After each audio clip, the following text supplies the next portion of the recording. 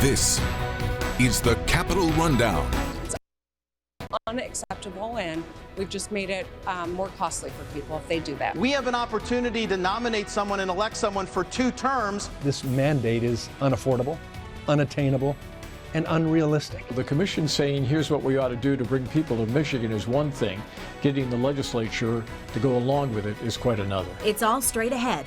The Capitol Rundown starts now. Thanks for joining us. I'm Siobhan Klepfer. A lot happened in Michigan politics this past week, and we're starting today with a new law signed by Governor Gretchen Whitmer meant to protect healthcare workers. On Wednesday, the governor was at Sparrow Hospital in Lansing alongside nurses and other hospital workers. The new law she signed will double the fines on people who assault those workers while they're on the job, from $500 to $1,000. It's unacceptable, and we've just made it more costly for people if they do that. Fines are also increased for aggravated assault and using a weapon during an assault. The law does not apply to patients. And this follows the governor signing similar legislation protecting election workers. Members of the Michigan Republican Party say the party is at a crossroads, and that's after Chairwoman Kristina Karamo called to restructure the party amid concerns about a lack of fundraising. Elle Myers has the story. Over the weekend, a meeting that was meant to be held in person was split. Some members met virtually and others in person, with Chairwoman Kristina Karamo's virtual meeting not gaining enough attendees to constitute a quorum to conduct business. The meeting shows the growing divide in the state Republican Party as bylaws and standard operating procedures are changed in what Karamo called in an email, quote, restructuring. One party member who was removed from his committee assignments tells CBS News Detroit he's concerned about where the state party is headed. My biggest fear is who has more power, the king or the kingmaker. If they were to do this, who controls Lansing? The elected officials wouldn't owe any accountability to me, the voter, especially for those that are in hard Republican areas where the Republican always win. They would owe all of their allegiance solely to Kristina Karamo and Jim Kopis and Dan Hartman. Siebold estimates about 26 members of the Michigan Republican Party are currently without committee assignments. Outside of the interpersonal conflicts is the problem of funding.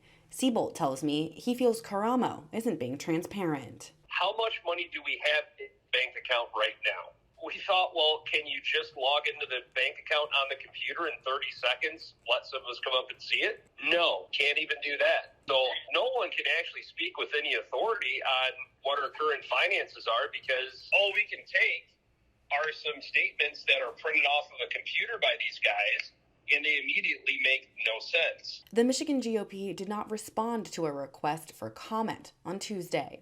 Reporting in Lansing, I'm Elle Myers, CBS News, Detroit. Several cases were on the docket before the Michigan Supreme Court this past week. Up next, we'll tell you which ones they considered and which ones they did not. Plus, we're going to hear from our Capitol correspondent, Tim Skubic, when the rundown returns.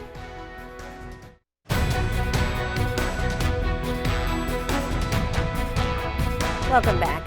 The Michigan Supreme Court refused to immediately hear an appeal of a lower court's ruling that would allow former President Donald Trump's name to be on the state's presidential primary ballot. The court said on Wednesday the case should remain before the State Court of Appeals for now. Dozens of cases hoping to keep Mr. Trump's name off state ballots contend that his actions related to the January 6, 2021 attack on the U.S. Capitol violated a clause in the 14th Amendment that prevents anyone from holding office who, quote, engage in insurrection or rebellion against the Constitution. The Court of Appeals ruled such a decision should be made by Congress. The state Supreme Court could decide to hear an appeal in the future, however.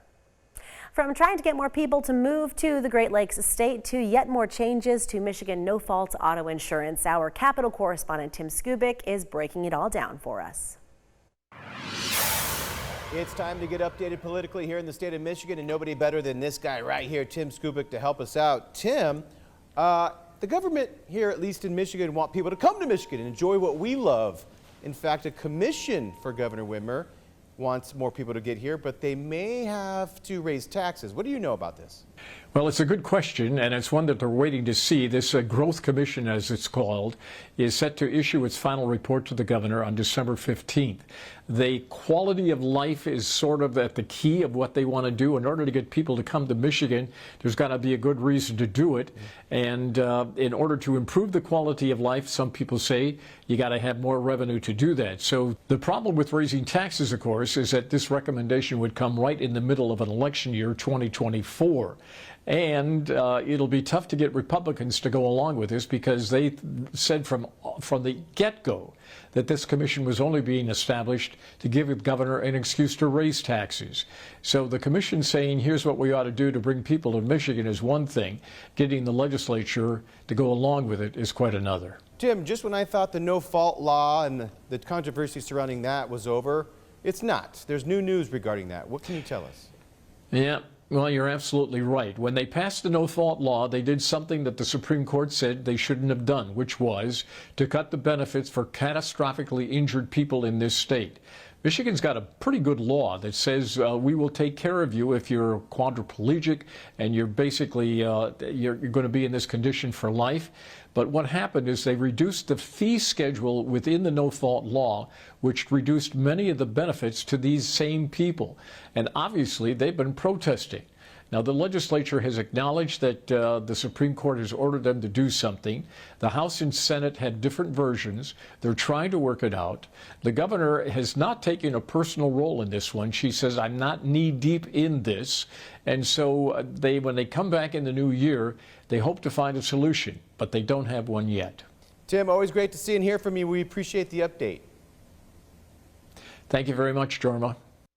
Well, thank you to you both. More regulation on homeschooling in Michigan is being talked about at the state capitol. And this comes after State Attorney General Dana Nessel announced this past week that two couples who either adopted or fostered dozens of children will be prosecuted for child abuse. The Rundown's McCoy Scribner has the details. One reason why this abuse was able to go undetected was due to the fact that the children were homeschooled. There has to be some sort of monitoring so that those children also benefit from those protections. In an announcement earlier this week, Attorney General Dana Nessel hopes to bring awareness and create change to what she says is a common issue in our state. Our investigation has also highlighted just how much the law in these areas really needs to be amended to combat these types of crimes, which is likely much more prevalent in our state than any would care to admit. Although it's being met with criticism from Republicans like Jamie Green. It is an invasion of our privacy. It is an unjustifiable overreach of government. While Green doesn't agree with the proposals, she wanted to make it clear that she's completely against any child mistreatment. Any type of child abuse is wrong and should be fully prosecuted according to the law. Democratic state lawmakers like Matt Kolazar agrees with Dana Nessel and says he's 100% behind parents choosing to homeschool their kids, but just wants them to remain safe. What we have seen is Michigan is one of only 11 states that does not have any regulation regarding homeschools. As a result, if you are an abuser, this lack of regulation is something that you could hide behind if you are indeed abusing a child. And that was McCoy Scribner reporting. Coming up, the race to see who will become Michigan's next United States Senator is still growing. We'll tell you who the newest primary candidate is. That and more is coming up next.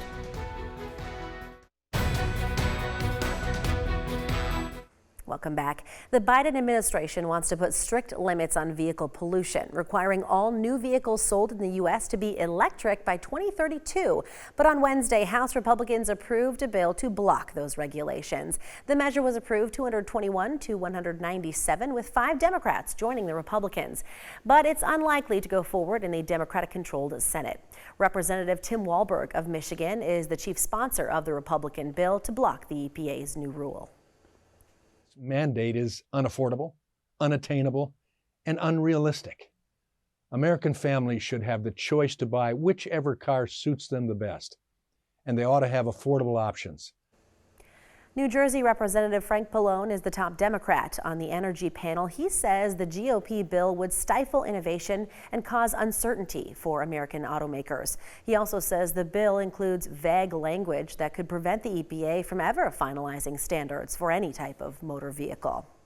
And speaking of Congressman Walberg, on Monday, Republican candidate for the United States Senate Mike Rogers picked up an endorsement from the longtime Michigan politician. Representative Wahlberg released a statement praising what he described as Rogers' experience and leadership. After time in the state legislature, Rogers was elected to represent Michigan in Congress and served from 2000 to 2015. During his time there, he was chairman of the House Intelligence Committee.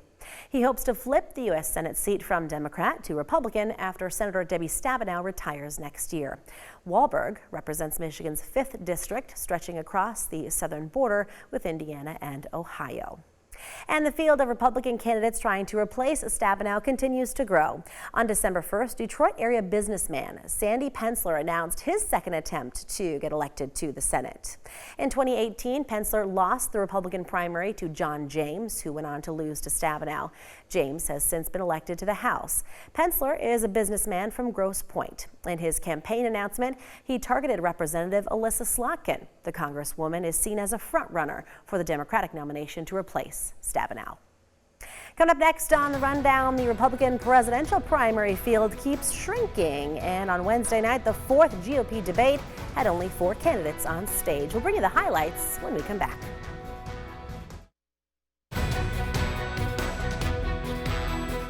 Welcome back.